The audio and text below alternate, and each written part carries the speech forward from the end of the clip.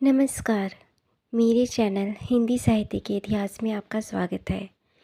आज हम सुनेंगे माधव राव सप्रे द्वारा लिखी कहानी एक टोकरी भर मिट्टी। किसी श्रीमान जमींदार के महल के पास एक गरीब अनाथ वृद्धा की झोपड़ी थी। जमींदार साहब को अपने महल का अहाता उस झोपड़ी तक बढ़ाने की इच्छा हुई। वृद्धा से बहुतेरा कहा कि अपनी झोपड़ी हटा ले, पर वह तो कई ज़माने से बसी थी। उसका प्रिय पति और इकलौता पुत्र भी उसी झोपड़ी में मर गया था। पतोहू भी एक 5 बरस की कन्या को छोड़कर चल बसी थी। अब यही उसकी पोती इस वृद्धावस्था में एकमात्र आधार थी। जब उसे अपनी पूर्व स्थिति की याद आ जाती तो मारे दुख के फुट फुट कर रोने लगती, और जब से उसने अपने श्रीमान पड़ोसी की इच्छा का हाल सुना तब से वह मृतप्राय हो गई थी।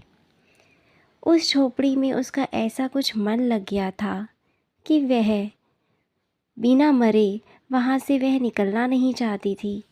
श्रीमान के सब प्रयत्न निष्फल हुए। तब वे अपनी जमींदारी चाल चलने लगे। बाल की खाल निकालने वाले वकीलों की थैली गरम कर उन्होंने अदालत से उस झोपड़ी पर अपना कब्जा कर लिया और वृद्धा को वहाँ से निकाल दिया। बेचारी अनाथ तो थी ही, पास पड़ोस में कहीं जाकर रहने लगी। एक दिन श्रीमान उस झोपड़ी के आसपास टहल रहे थे और लोगों को काम बतला रहे थे। इतने में वह वृद्धा हाथ में एक टोकरी लेकर वहाँ पहुँची।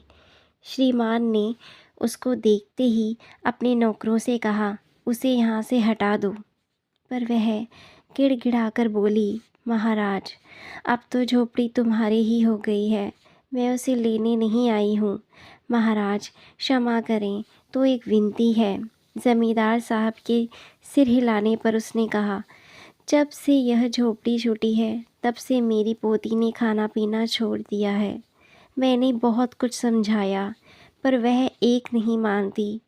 यही कहा करती है, अपने घर चल, वही रोटी खाऊंगी। अब मैंने यह सोचा कि इस झोपड़ी में से एक टोकरी भर मिट्टी लेकर उसी का चूल्हा बनाकर रोटी पकाऊंगी। इससे भरोसा है कि वह रोटी खाने लगेगी।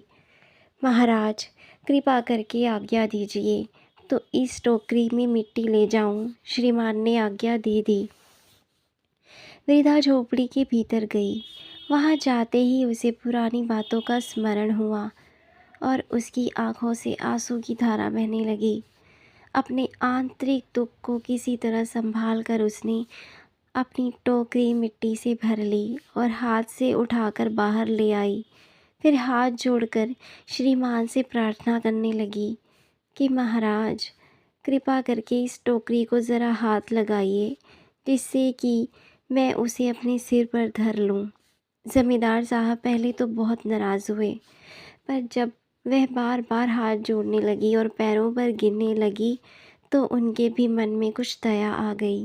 किसी नौकर से न कहकर आप ही स्वयं टोकरी उठाने को आगे बढ़े। ज्यों ही टोकरी को हाथ लगाकर ऊपर उठाने लगे त्यों ही देखा कि यह काम उनकी शक्ति के बाहर है।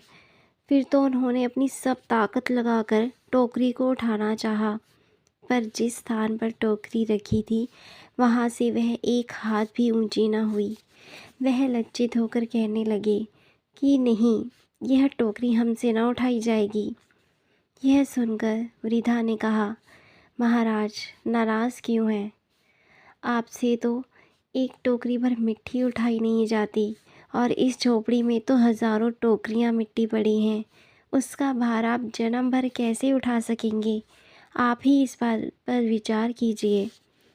जमींदार साहब धन मत से गर्वित हो अपना कर्तव्य भूल गए थे, पर वृद्धा के उपयुक्त वचन सुनते ही उनकी आंखें खुल गईं। कृतकर्म का पश्चाताप कर उन्होंने वृद्धा से क्षमा मांगी और उसकी झोंपड़ी वापस दे दी।